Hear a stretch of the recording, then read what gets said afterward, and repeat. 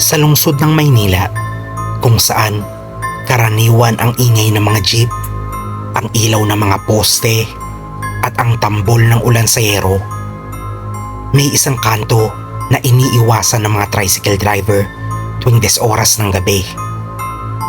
Malapit ito sa isang abandonadong bahay na sinasabing itinayo pa noong panahon ng Hapon.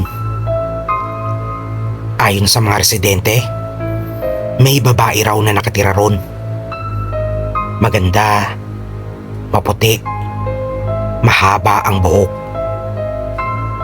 Laging nakasuot ng puting duster. Pero ang pinaka nakakakilabot, hindi raw ito naglalakad. Kung hindi, lumulutang. Ako nga pala si Jay, 22 years old, isang delivery rider. Night shift ako sa isang fast food. Isang gabi, bandang 12:00, may pinapick up sa Manila. Pamilyar na sa akin ang lugar. Kilala yun bilang lugar na kulang sa signal at madalas may nawawalang pusa. Minsan pang araw, may bata rin na nawawala. Pagdating ko ron, tahimik, walang katao-tao. Ilang poste lang ang may ilaw. Wala ring signal ang cellphone ko. Hinanap ko ang bahay. Lumang-luma, gawa sa kahoy, may kalawang na ang gate. Sa harap, may papel na nakadikit. Delivery here. Leave food at door.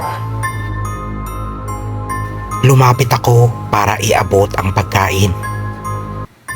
Pero habang inilalapag ko to, biglang may malamig na hangin na dumaan. May narinig akong mahinang halakhak mula sa likuran ko. Paglingon ko, may babae. Maputi, mahaba ang buhok. Pero hindi siya nakatayo. Nakasabit siya sa kisame. Baliktad at nakangiti. Tumakbo ako ng walang lingon-lingon. Naiwan ko ang motor ko. Nagsisigaw ako. Pero tila walang nakakarinig. Nag-flicker ang mga ilaw sa poste.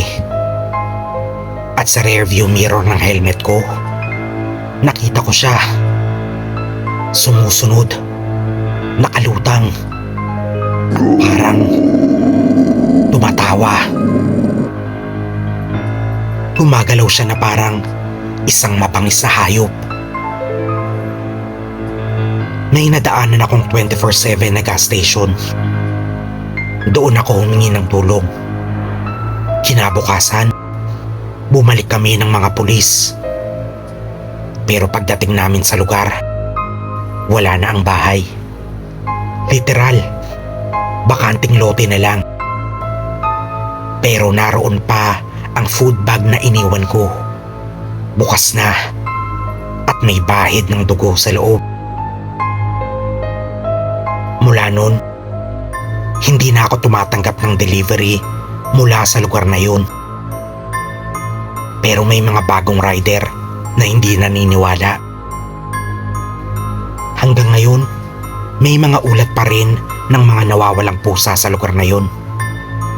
At minsan, pati delivery rider.